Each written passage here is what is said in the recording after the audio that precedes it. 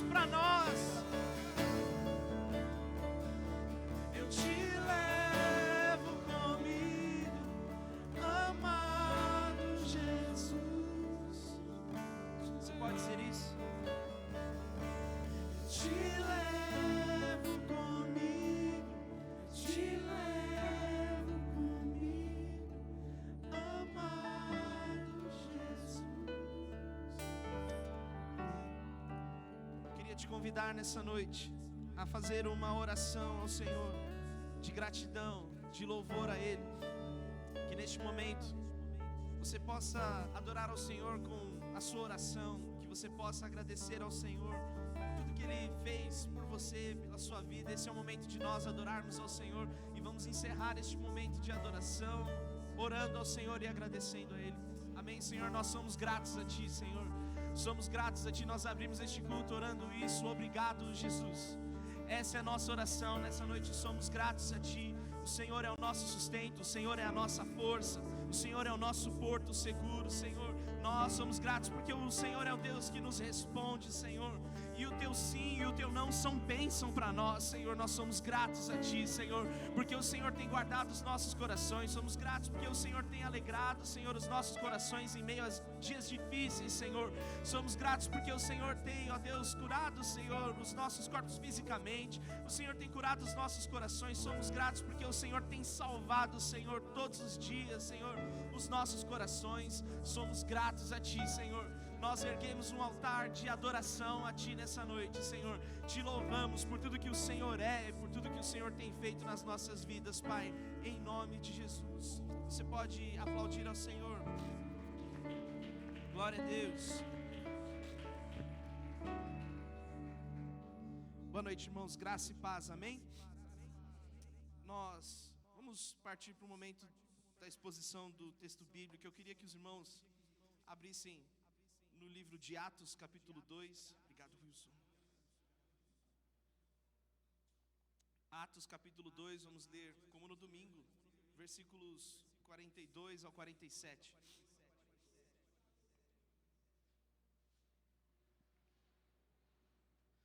Amém? Todos encontraram Atos capítulo 2, verso 42 a 47. Vamos ler juntos. Todos se dedicavam de coração ao ensino dos apóstolos, à comunhão, ao partir do pão e à oração. Havia em todos eles um profundo temor, e os apóstolos realizavam muitos sinais e maravilhas. Os que criam se reuniam num só lugar e compartilhavam tudo que possuíam. Vendiam propriedades e bens e repartiam o dinheiro com os necessitados.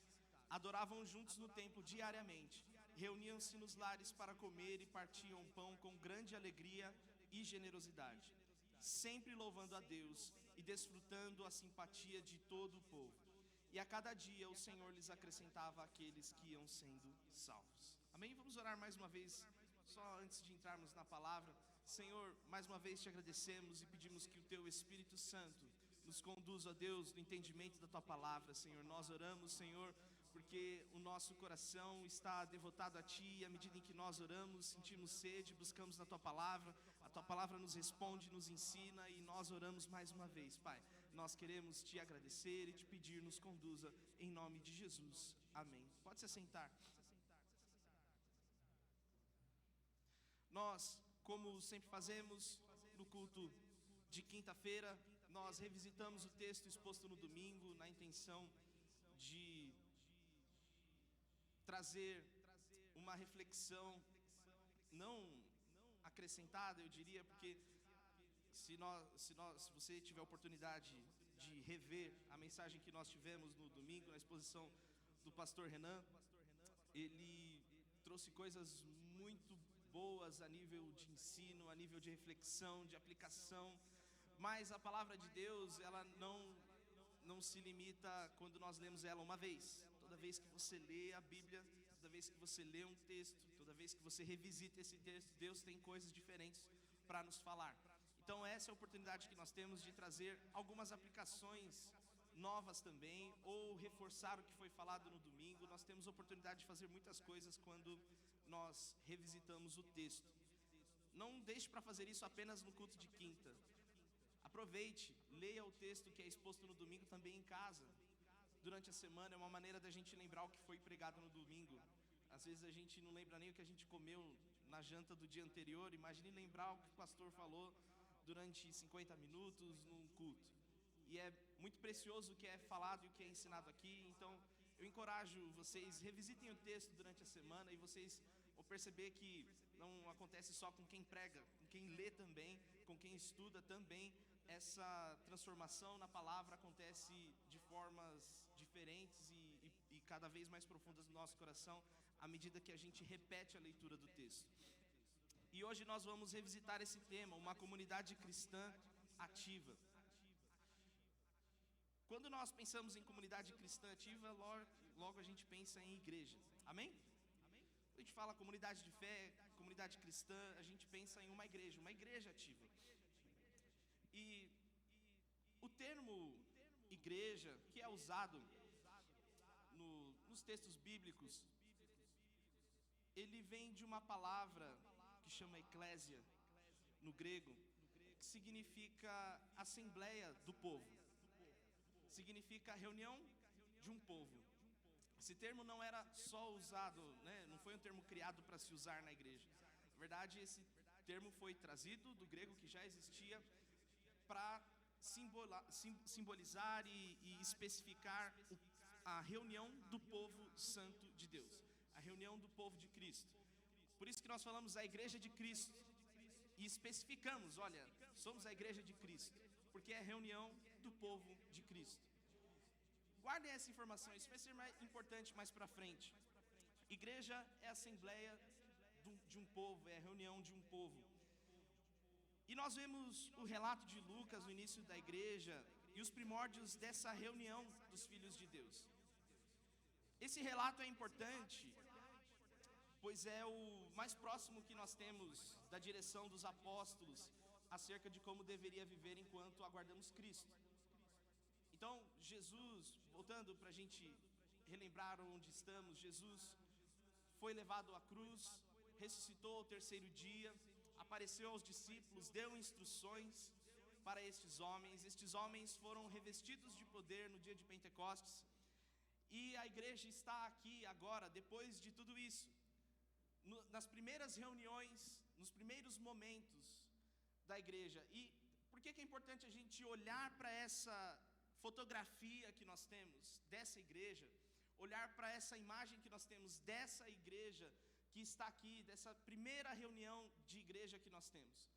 Porque ela está muito próximo do que os apóstolos ensinaram. Os apóstolos estavam lá diariamente, elas estavam muito próximos do período em que Jesus tinha ressuscitado e aparecido aos discípulos.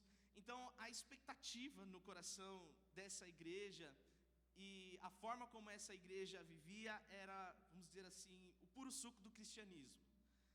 Então eles ensinam com a sua própria vida, com seus próprios atos, coisas importantes para nós. E esse relato de Lucas é importante para a igreja hoje, porque ele nos ajuda a trazer termômetros para a nossa vida em comunidade. Se você olhar essa igreja e comparar essa igreja, ver como essa igreja agia e por que agia dessa forma, você vai ver o quão é importante nós mantermos coisas que fazemos, manter coisas boas que fazemos e ajustar aquilo que nós ainda estamos distantes dessa igreja. Eu queria te convidar a rever esse texto junto comigo e trazer algumas aplicações em cima disso. Pode ser? Amém? Vamos juntos no verso 42? Todos dedicavam de coração ao ensino dos apóstolos, à comunhão, ao partir do pão e à oração. Nós vamos falar de comunhão, de partir do pão mais à frente. Eu quero separar o dedicar de coração ao ensino dos apóstolos e a oração neste texto, nesse primeiro versículo. O que me chama a atenção nesse texto é que ao iniciar a descrição de como viviam os irmãos da comunidade de fé que Lucas relata, é que todos se dedicavam de coração ao ensino. Em outras versões, se você tiver uma versão mais antiga na sua mão, você vai ver a palavra perseveravam. Perseveravam no ensino dos apóstolos. Tanto uma tradução como a outra mostra que de uma forma deliberada, escolhida, intencionada, os irmãos buscavam o ensino dos apóstolos. E a sede por esse conhecer que os irmãos tinham está no fato de onde está o coração deles. Imagine comigo o seguinte: alguém chega para você, te entrega um livro e fala assim: olha, aqui nesse livro está o passo a passo para você encontrar o maior tesouro que tem escondido aqui na terra. Toneladas de ouro. Você, quando encontrar esse tesouro, você vai ser o homem ou vai ser a mulher mais rica do mundo. Como que você iria ler este livro? E não existiria uma desculpa clara. Se você chegasse no livro e estivesse num português bem arcaico, falando vós me ser, usando uma linguagem bem antiga, você ia fazer um esforço para ler aquilo. Você ia perseverar: olha, eu não estou entendendo direito esse texto, vou pedir ajuda para alguém. Me ajuda aqui, você que entende um pouco melhor disso aqui, me ajuda a ler isso aqui. Eu preciso encontrar esse tesouro que está aqui. E não existe limitações quando o nosso coração encontra em algo um tesouro, ou em alguém um tesouro.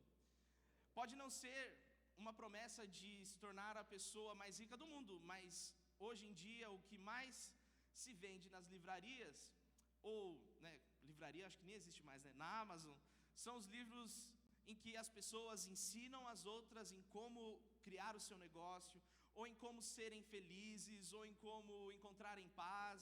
As pessoas escrevem livros e as pessoas buscam nesses livros e leem com muita atenção, com muita vontade e com dedicação, mesmo que aquilo seja difícil de aprender, mesmo que aquilo seja difícil de entender. Por quê? Porque a pessoa encontrou naquilo ou naquela pessoa um tesouro, algo que seja rico de se aprender. E nós hoje não temos os apóstolos fisicamente conosco, mas nós temos as cartas que estes homens deixaram. Estes homens caminharam com Jesus, estavam próximos de Jesus. Eles receberam a mensagem fresquinha que Jesus pregou para eles, que Jesus ensinou para eles. Eles andavam com Jesus, dormiam no mesmo lugar que Jesus, eles sentavam-se à mesa com Jesus, eles estavam com Jesus o tempo inteiro.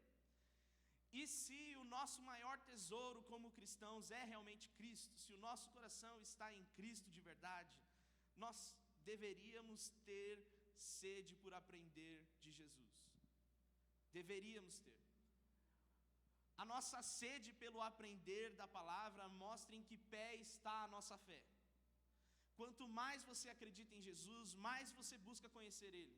Quanto mais você crê em Deus, mais você quer aprender dEle. Seja pelo ensino de um professor, de um mestre, de um pastor, seja pela sua própria leitura da palavra. Esses irmãos aqui estavam desesperados, ansiosos por aprender de Jesus, porque eles creram de verdade que Jesus tinha morrido por eles na cruz, tinha livrado eles, pagado pelos seus pecados, livrado eles de uma eternidade triste e levados eles para uma eternidade de paz, de alegria com Deus novamente. Eles acreditavam que Cristo tinha reconciliado eles com o Pai. E é por isso que esses homens tinham tanta sede. Este era o tesouro deles. As palavras que Jesus ensinava e que Jesus deixou para os apóstolos não eram uma palavra simples, não são coisas tão fáceis de se fazer ou modos de vida tão simples de se viver, mas eles tinham interesse, eles buscavam interesse. Nós vamos começar um curso aqui na igreja, um curso para ensinar da palavra. E quando eu ouvi a notícia de que teríamos um curso, eu fiquei empolgado. E hoje, lendo esse texto e refletindo nesse texto, eu fico feliz, porque graças a Deus, no coração de muitos irmãos ainda reside a sede pelo aprender da palavra. Irmãos, isso é muito poderoso. Só a palavra pode transformar, só a palavra pode mudar a vida de uma pessoa, só a palavra pode fazer isso. E enquanto nós estivermos com sede e com fome de aprender mais de Deus, nós estaremos vivendo como essa igreja que é o nosso exemplo. Amém? Vamos para o versículo 43. Diz assim: havia em todos eles um profundo temor, e os apóstolos realizavam muitos sinais e maravilhas. O temor que nós vemos aqui no início da igreja é no sentido de reverência. Eles compreendiam o tamanho da obra de Jesus e compreendiam como isso tinha mudado a história deles para toda a eternidade. O pastor Renan falou para a gente, né, com aquela foto assim, uma frase dele no domingo: a verdadeira reverência por Deus é o resultado de uma experiência genuína com a sua grandeza e misericórdia. É um medo que está enraizado em adoração e maravilhamento diante da majestade de Deus. Sabe o que significa esse temor? Quem aqui já esteve muito perto do lugar onde um raio caiu? Eu já tomei cada susto com um raio. Na hora, se você estava bem perto mesmo do lugar, parece que por algum instante a sua alma saiu do seu corpo num susto. Porque a gente teme aquilo que é maior do que a gente, que é mais poderoso que a gente, que é maior e mais elevado do que a gente. A gente sabe que se esse raio não tivesse caído no prédio, tivesse caído em nós, provavelmente a gente não teria sobrevivido. Isso é a contemplação do que é mais poderoso. Imagine Deus, Criador do universo. Imagine Cristo, Salvador das nossas vidas. Quão poderoso é o Senhor, quão poderoso é o nome de Jesus. E quando nós estamos diante dessa realidade, se nós cremos de verdade neste nome que está sobre todos os nomes, não tem como a gente não ter um temor, uma reverência diante disso. Esses irmãos tinham esse temor, tinham essa reverência, e esse temor resultava num serviço generoso, esse temor resultava num serviço diligente. Todos eles temiam ao Senhor, todos eles serviam juntos, todo mundo não queria deixar de estar juntos. Isso é importante, irmãos. O temor a Deus é parte da nossa vida. Se a gente não teme, se a gente não crê e por crer tememos ao Senhor, nós vivemos uma vida sem crer que Deus irá julgar, ou para nos dar o galardão da vida eterna, ou para nos condenar ao inferno. Isso é importante, temer ao Senhor é importante. Temer ao Senhor é relevante, é parte da vida cristã. Não com o medo de ir para o inferno apenas, mas com o medo de não fazer parte da grande festa que Deus preparou para nós. Então, tema ao Senhor, tenha uma vida de temor ao Senhor. Se nós tivermos temor ao Senhor, eu garanto que nós vamos evitar muitos problemas, tanto na nossa vida em comunidade cristã, como na nossa vida pessoal, como no nosso trabalho, como na nossa família. Nós precisamos temer ao Senhor, crer que o Senhor é poderoso, crer que o Senhor é grandioso. Amém? Eles temiam ao Senhor e os apóstolos realizavam muitos sinais e maravilhas. O resultado de uma vida de busca na palavra, de uma vida em comunidade, da vida em oração, do temor a Deus, resultava na realização de muitos sinais e maravilhas. Isso não é uma receita de bolo para a gente dobrar o Eterno a fazer a nossa vontade e cumprir milagres que a gente gostaria que Ele fizesse. Não, isso é resultado. Esses irmãos tinham um propósito como igreja. Eles queriam estar juntos para cumprir a mensagem que nós lemos aqui todo final de culto: ir pelo mundo, fazer discípulos, pregar o Evangelho, batizar as pessoas. Eles estavam nesse projeto de vida, esse era o projeto de vida deles. E à medida em que eles se colocavam no projeto de Deus, Deus fazia sinais e maravilhas para que a funcionalidade daquele ministério acontecesse.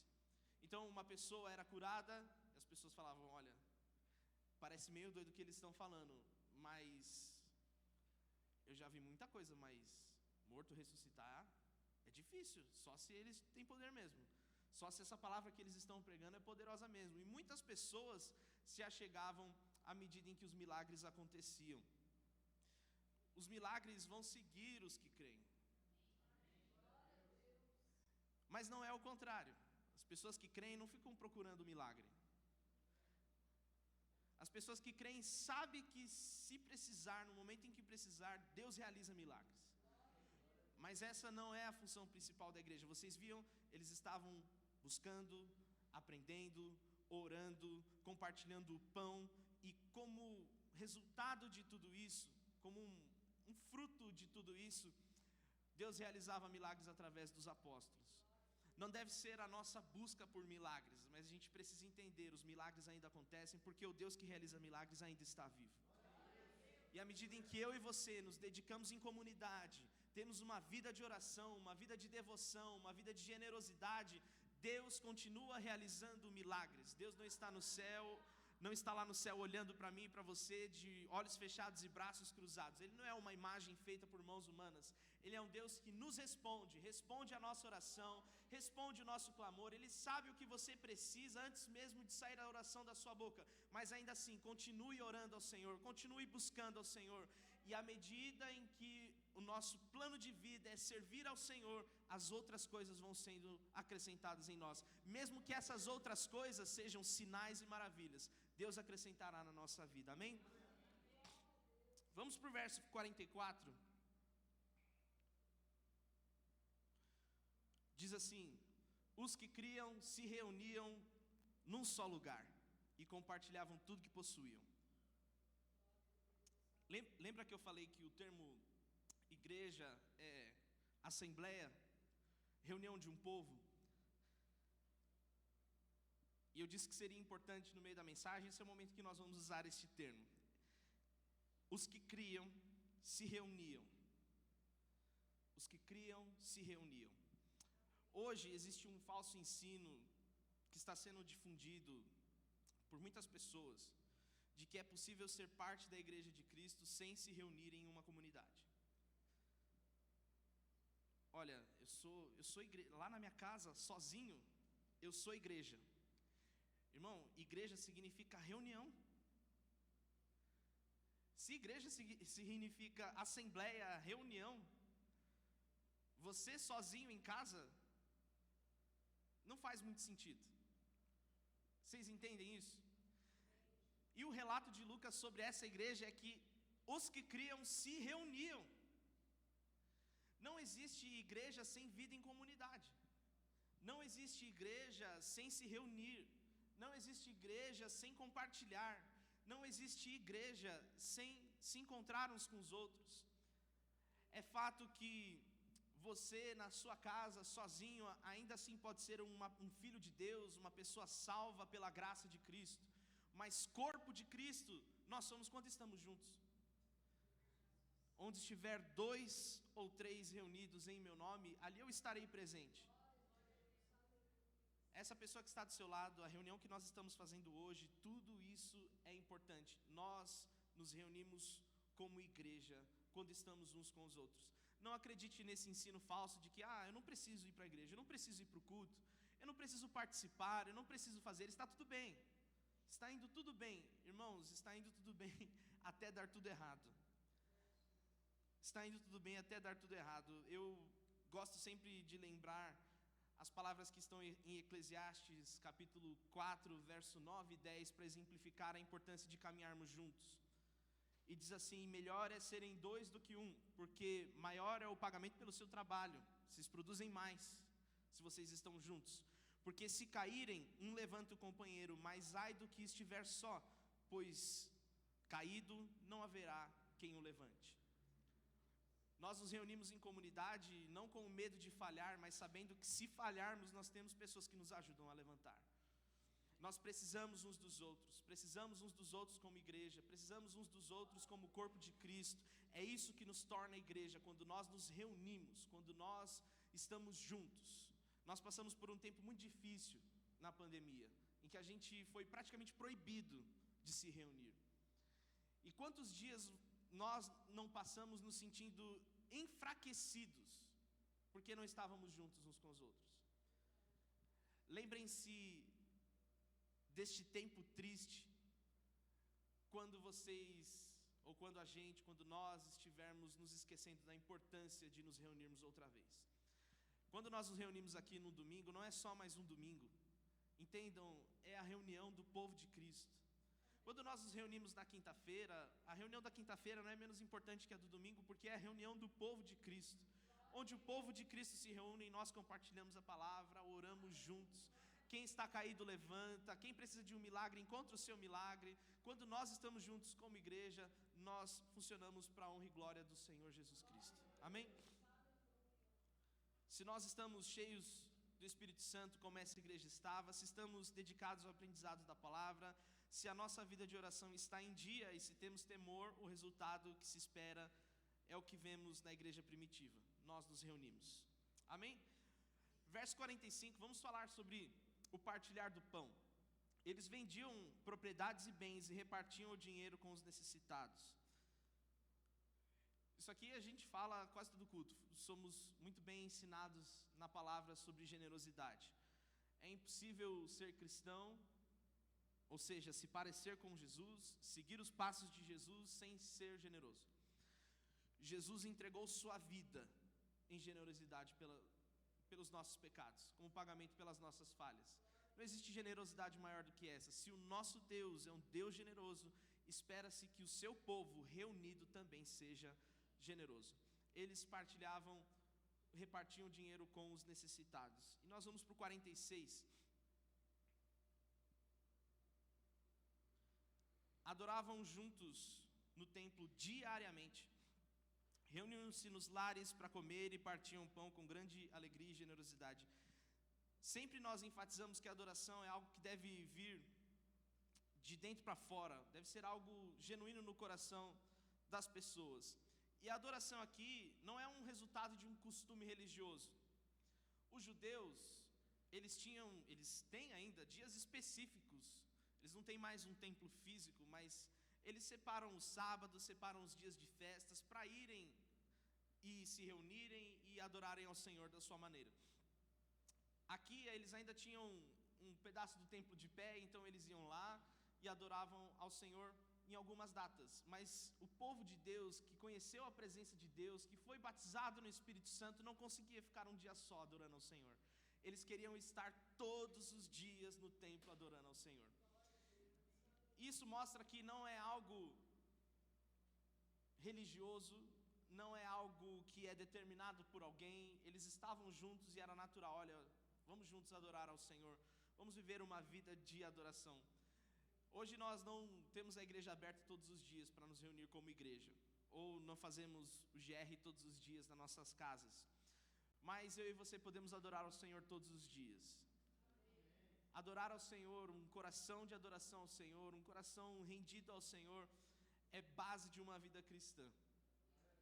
Todo mundo conhece uma mãe, uma avó cristã, ou uma irmã vizinha cristã, que está sempre cantando, ou está na Cassiane, ou está na Bruna Carla.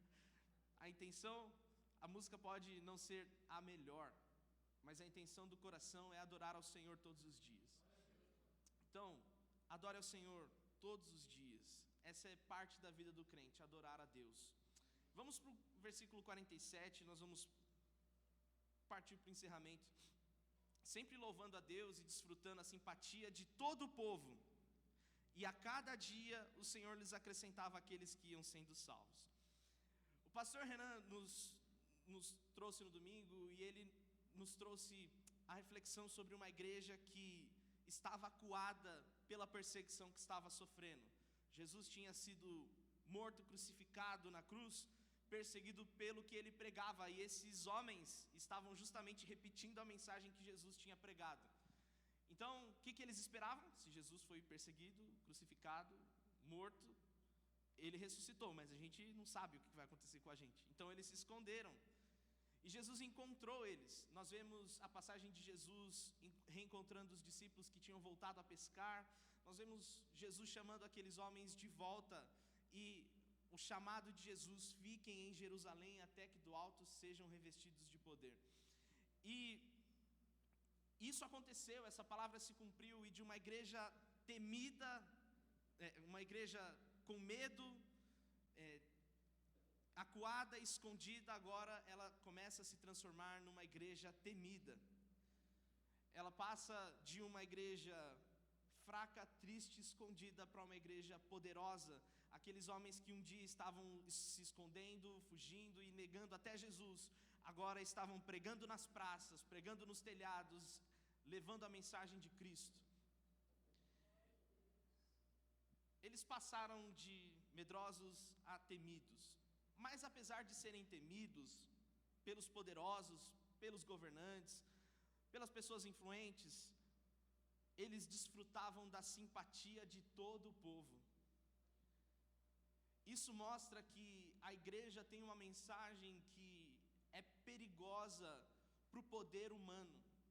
A igreja tem uma mensagem que é perigosa para as instituições humanas, porque a mensagem do Evangelho traz luz, traz liberdade, traz transformação, faz com que pessoas que eram cativas se tornem livres. No Evangelho, até um escravo é livre dentro do seu coração. Até um escravo fisicamente preso é livre no seu coração. E essa palavra é perigosa, mas o povo de Deus, essa igreja, cuidava tanto dos necessitados, agia com tanta generosidade, e a comunhão deles era tão genuína que eles tinham a simpatia de todo o povo. Eles eram temidos pelos poderosos e amados pelo povo.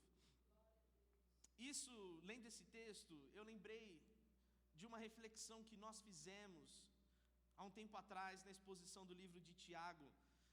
No livro de Tiago, no capítulo 2, versículo 1 até o versículo 4, Tiago vai dizer assim: meus irmãos, vocês não podem ter fé em nosso Senhor Jesus, o Senhor da glória, e ao mesmo tempo tratar as pessoas com parcialidade. Porque se entrar na sinagoga de vocês um homem com anéis de ouro nos dedos, vestindo roupa luxuosa, e entrar também um pobre muito mal vestido, e vocês derem um tratamento especial ao que está vestido com uma roupa luxuosa, dizendo: você sente-se aqui no lugar de honra, e disserem ao pobre: você fique em pé, ou sente-se ali abaixo do estrado dos meus pés, será que vocês não estão fazendo distinção entre vocês mesmos e julgando pessoas com critérios errados? Tiago, o pastor da igreja, trouxe à igreja essa reflexão, essa igreja que estava surgindo e que estava crescendo e estava se desenvolvendo. Olha, cuidado, cuidado, porque nós somos chamados para cuidar dos necessitados. Parte da missão da igreja, a generosidade, está no fato de ajudar os que mais precisam. Desconfie de um ambiente que se diz cristão, que rejeita um andarilho e coloca um rico ou um poderoso para sentar no lugar de honra. Muitas vezes que eu vi isso acontecerem, eu vi colocarem homens que sequer acreditavam em Cristo de verdade, num lugar de honra no meio do povo de Deus. E nós rejeitamos os pobres, rejeitamos os necessitados. Quer fazer um teste, irmão? Você conhece uma pessoa aí, um vizinho seu que não é crente? Conhece?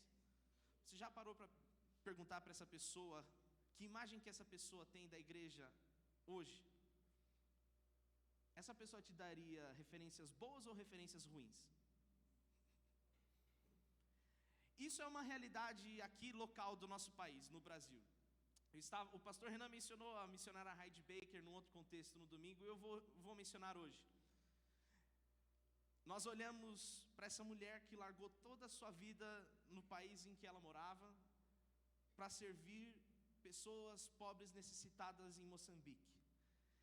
E você percebe uma alegria genuína naquelas crianças pobres, necessitadas, naquelas pessoas que não tinha nada que os homens olhassem para elas e vissem em riqueza, mas o poder que existe em cuidar dessas pessoas é que essas pessoas também foram salvas por Cristo. E na medida em que nós cuidamos de todos os filhos de Deus, Jesus nos ensina assim: olha, eu tive fome e vocês me deram de comer, eu tive sede, vocês me deram de beber, eu estive nu e vocês me vestiram. E perguntaram: quando que a gente fez isso? O senhor nunca esteve nessa situação? Jesus falou: olha, vocês fazem isso para mim quando cuidam dessas pessoas que estão passando necessidade. Nós, como igreja, precisamos ter a consciência de que precisamos cuidar das pessoas que mais precisam. Não só aqui, com as portas abertas, recebendo quem precisa, dando alimento a quem precisa, mas também você conhece, na sua casa, no seu bairro, no seu trabalho, alguém que está precisando, alguém que está necessitado. Irmãos, não ache que uma pessoa é melhor que alguém porque ela é mais rica ou porque ela é mais influente. Diante de Deus, todos nós estamos na mesma condição. Somos pecadores e estamos na mesma necessidade de sermos encontrados pela graça de Cristo. Por isso, quando nós estamos reunidos aqui neste lugar como igreja, se você é rico, você é filho de Deus. Se você é pobre, você também é filho de Deus. O rico e o pobre vão se encontrar na mesma mansão celestial. E é nisso que nós acreditamos. Desconfie da verdade de um ambiente em que as pessoas tratam umas às outras diferentes, porque são mais ricas, mais poderosas ou mais influentes. Todos devem ser bem recebidos no meio do povo de Deus, mas a nossa atenção precisa estar nos que precisam mais. Então, fica aqui no final da reflexão deste texto para nós. Todo domingo de ceia nós arrecadamos alimentos. Nós temos arrecadação de roupas. E se você conhece alguém que está precisando, se você conhece alguém que necessita, procure o corpo de Cristo. É nossa responsabilidade ajudar os que mais precisam. E à medida em que nós cumprirmos isso, nós vamos cumprir parte da missão que Jesus deixou para nós também. Amém? Se coloque de pé. Nós vamos para o final refletir e praticar. Eu quero deixar as mesmas coisas que o pastor Renan deixou para nós no domingo. Os 3 pontos que ele nos deixou para refletir e praticar. Nós fizemos várias reflexões diferentes, mas todas elas vão nos levar a esses 3 pontos aqui também. O primeiro é que a igreja é vivida em comunidade, aceitando o que é bom e superando o que é ruim. Amém? Uma igreja revestida de poder possui marcas inegáveis e impossíveis de serem ignoradas. Nós buscamos em oração, buscamos na leitura da palavra, e o Senhor realiza os seus milagres no nosso meio. Amém? Vocês não acreditam? Amém. Glória a Deus. E nós precisamos repensar nossa atuação enquanto igreja, nos perguntar todos os dias se facilitamos a visão que apenas Jesus salva ou se nossas atitudes prejudicam a missão da igreja. Nós temos buscado ser um porto seguro para as pessoas, um lugar onde se prega a palavra, onde nós oramos juntos. Precisamos ser assim, continuar sendo assim, fortalecer assim, e o que tiver no nosso meio que não seja produtivo, não seja produtivo para o reino de Deus, vamos tirar isso tanto do nosso coração quanto do nosso meio. Vamos servir como igreja, uma igreja ativa. Amém? Vamos orar juntos? Se junte com a pessoa que está do seu lado aí, vamos orar uns pelos outros, vamos pedir para que o Senhor nos fortaleça como corpo, vamos pedir para que Jesus nos fortaleça enquanto igreja. Essa pessoa é importante demais para você, porque ela faz parte do mesmo corpo que você. E se você tem o seu corpo aí, se você sente uma dor no seu dedo, seu corpo inteiro reclama. Se você sente uma dor de cabeça, seu corpo inteiro fica ruim. E se essa pessoa que está do seu lado não estiver bem por algum motivo, isso tem que ser motivo de nos incomodar também.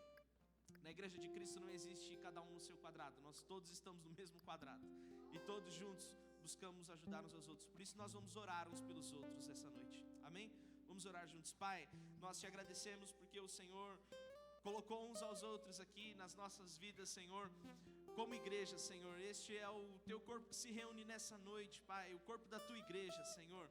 Nós, ó Deus, queremos te agradecer pela vida de cada irmão que está aqui nessa noite, Senhor, e pedimos, ó Deus, pelo nome de Jesus, que o Senhor nos fortaleça, Senhor, enquanto comunidade, Senhor, que a generosidade esteja cada vez mais viva no nosso coração, Senhor, que a alegria de servir uns aos outros esteja, ó Deus, latente nos nossos corações, Pai, que a fome e a sede por aprender mais de Ti esteja em nós, Senhor, nos nossos corações. Que o Teu Espírito Santo nos esclareça, ó Deus, aquilo que nós estamos falhando, Senhor. Que o Teu Espírito Santo nos conduza, ó Deus, a cumprir a Tua vontade, Senhor, os Teus propósitos, Senhor.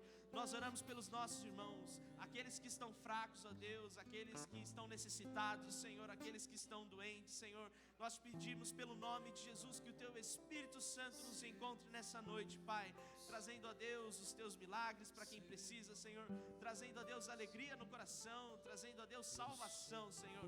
Nós queremos, ó Deus, simplesmente cumprir, Senhor, o Teu reino, o Teu ide, aquilo que o Senhor nos deixou para fazer, Senhor, e que o Teu Espírito Santo, Senhor, nos conserve unidos, Senhor, nos conserve em paz uns com os outros e em paz contigo, Senhor. Nós, ó Deus, te pedimos nessa noite uns pelos outros, apresentamos as nossas vidas, Senhor, e a nossa comunidade, que o Teu Espírito Santo nos abençoe e nos encha todos os dias, Pai, em nome de Jesus. Amém e amém.